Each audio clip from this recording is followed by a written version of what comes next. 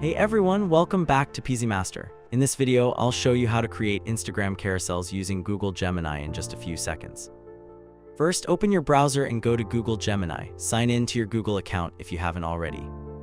Once you're on the Gemini homepage, click on the chat box and enter your prompt. For example, you can type, create a 3 to 6 slide Instagram carousel about trading.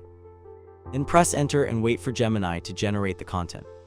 In a few moments, Gemini will create a complete carousel with a title, content for each slide, and a logical flow that you can use as a starting point for your Instagram post.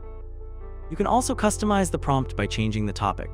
For example, you can create carousels about fitness, business, marketing, technology, education, or any other subject you're interested in.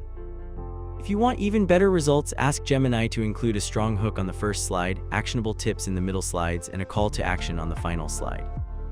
And that's it. That's how you can quickly create Instagram carousel content using Google Gemini. Like and subscribe to PeasyMaster for more tutorials. Thanks for watching, and I'll see you in the next one.